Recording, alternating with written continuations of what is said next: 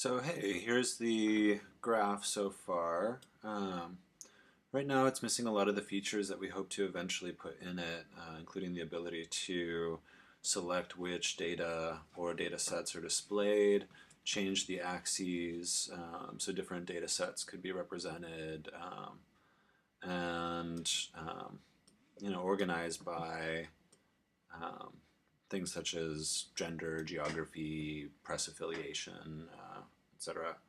But already it's pretty fun. We can zoom in a little bit and start looking at the data that we've come up with so far. Um, Object versus communication here. How words are, thought of or how they function. We see a definite trend, especially down here, that as this is object actually is 0, so we should change the representation there. But Christine Hume is using language primarily as an object, not necessarily to communicate the inherited meanings of it. Harriet Mullen down here, sleeping with the dictionary. She's playing a lot with aphasia and just straight up phoneme sounds. John Ashbery down here, flowchart. It's really just an encyclopedic thing. Dark Brandon by Brandon Downing.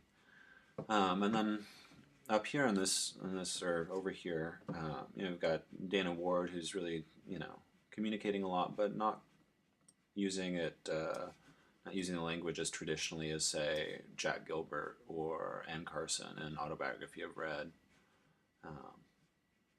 If we look at some of the other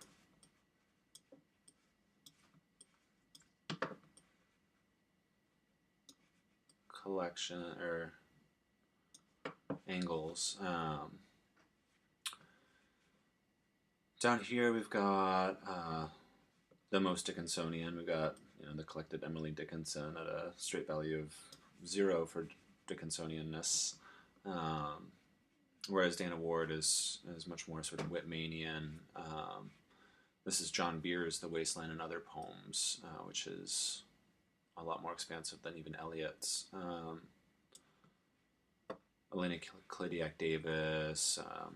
There's much more sort of chatty people maybe than Sylvia Plath or John Berryman or again this little grouping down here. I think one of the really interesting things about the graph is that finding little moments of unplanned for synchronicity.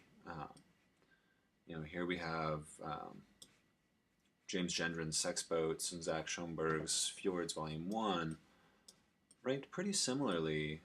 We see them sort of, at least in the same quadrant, and same sort of little cloud. Feng Sun Chen's Butcher's Tree. And, with James and Zach, they're both Portland poets. They're both white male poets. And Zach, of course, published James's book.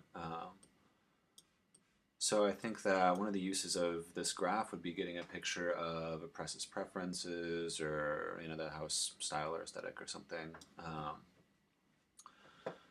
Once we're able to select for geography or all these other factors, we could have only action books displayed or only octopus books displayed or whatever, or we could have only women poets who live in New York City, or who knows what, right? Books published in 1996. I think besides the sort of obvious pedagogical uses and the scholarship that can come from this, it's also interesting to approach from sort of a creative area and say, well, what would a very real world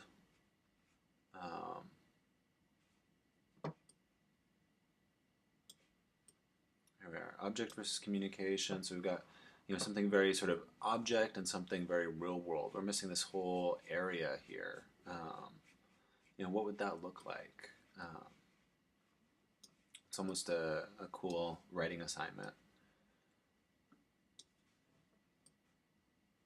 So I think you get the idea. As this gets more